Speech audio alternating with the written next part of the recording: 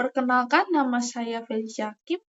Kali ini saya akan membahas mengenai proposal saya mengenai kesetaraan gender terhadap pembentukan nilai karakter sila kedua Pancasila, kemanusiaan yang adil dan beradab.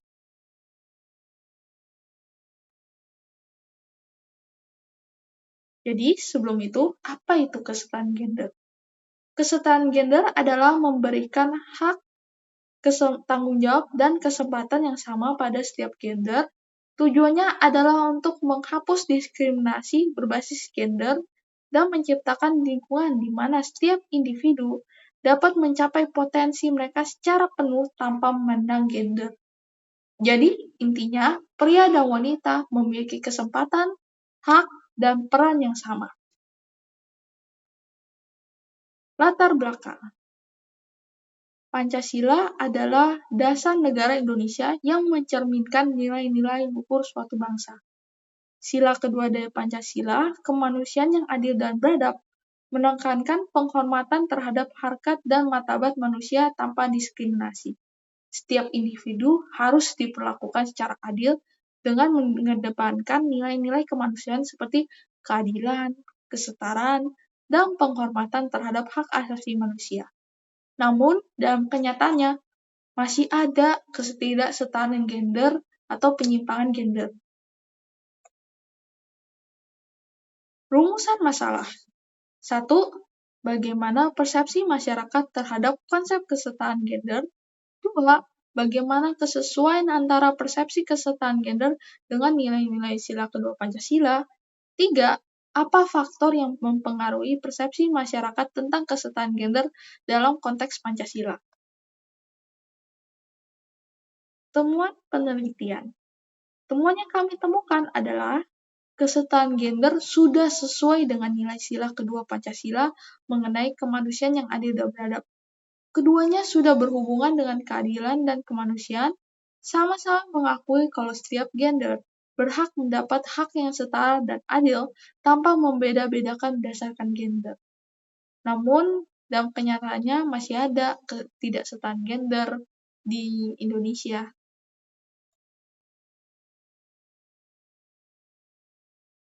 Faktor yang mempengaruhi persepsi kesetaraan gender adalah faktor budaya patriarki yang masih ada di masyarakat. Nilai-nilai budaya menempatkan perempuan dalam peran dalam posisi, contohnya banyak perempuan yang masih dianggap sebagai ibu rumah tangga. Faktor pendidikan, tingkat pendidikan masyarakat yang rendah sehingga banyak pernikahan dini. Pendidikan tinggi untuk perempuan sering dianggap tidak penting dibandingkan dengan pendidikan laki-laki. Faktor lingkungan sosial, asal tempat tinggal, lingkungan kerja, dan pengaruh teman sebaya. Kesimpulannya, persepsi masyarakat beragam. Ada yang positif, ada yang negatif, dan untuk yang persepsi positif, masyarakat sudah mengakui kesetaraan hak antara pria dan wanita. Dan mereka sudah sadar tentang peran perempuan dalam masyarakat. Contohnya dalam bidang politik sudah ada Sri Mulyani, dan dalam bidang jurnalisme sudah ada Najwa Shihab, dan dalam bidang olahraga sudah ada Susi Susanti.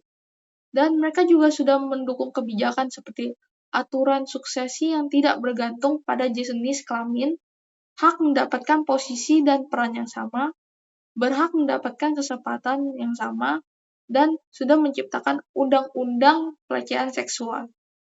Namun masih ada persepsi negatif, masih ada stereotip dan bias gender, masih ada diskriminasi dan kekerasan domestik terhadap perempuan, dan masih ada ketidaksetaraan gender di berbagai bidang kehidupan masyarakat Indonesia, seperti politik, perkawinan, pendidikan, dan sosial kemasyarakatan. Jadi kesimpulannya persepsi masyarakat tentang kesetaraan gender itu beragam. Ada yang positif dan ada yang negatif. Tapi mayoritas masyarakat sudah mengakui kesetaraan gender. Namun budaya patriarki masih kuat di daerah rural atau pedesaan. Sehingga perlu meningkatkan edukasi dan kesadaran masyarakat tentang pentingnya ketidaksetaraan gender dengan menjalankan regulasi yang mendukung kesetaraan gender, dan meningkatkan peran perempuan dalam berbagai bidang kehidupan. Sila kedua dari Pancasila, kemanusiaan yang adil dan beradab, artinya setiap individu harus diperlakukan secara adil dan bermartabat dengan mengedepankan nilai-nilai kemanusiaan seperti keadilan, kesetaraan, dan penghormatan terhadap hak asasi manusia. Sila ini menekankan pentingnya perlakuan yang manusiawi bagi sesama. Jadi, karena masih ada ketidaksetaraan gender di daerah rural, jadi bagaimana kita meningkatkan kesetaraan gender di daerah rural? Jadi, pertama, kita bisa memberikan edukasi untuk keluarga kurang mampu dan memberikan kampanye tentang kesetaraan gender. 2. Mengubah pandangan tradisional tentang peran gender dalam masyarakat, sehingga perempuan tidak lagi dianggap sebagai makhluk yang lemah atau gender yang tidak kompeten. 3. Membuat kebijakan seperti cuti melahirkan yang adil, peluang kerja yang setara, dan perlindungan terhadap kekerasan berbasis gender. 4. Mendorong lebih banyak perempuan untuk terlibat dalam pengambilan keputusan di semua tingkat, baik dalam politik, bisnis, maupun masyarakat. 5. Menyediakan program dukungan bagi korban kekerasan atas diskriminasi gender untuk melindungi korban dari kekerasan.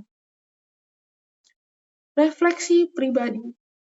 Dengan terlibat dalam proyek kesetaraan gender ini, hal ini memberikan saya suatu pengalaman yang berharga dalam memahami kompleksnya isu ini. Saya menyadari bahwa kesetaraan gender itu ternyata sangat penting dalam kehidupan. Pembuatan proposal ini menantang saya untuk mencari data terbaru dan menyajikan argumen yang kuat.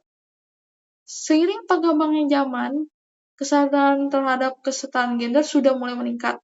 Namun, pastinya masih ada kasus pelanggaran kesetaraan gender, sehingga masih perlu diperjuangkan. Jadi, semoga di Indonesia kesetaraan gender semakin meningkat, dan terima kasih sudah mendengarkan presentasi saya.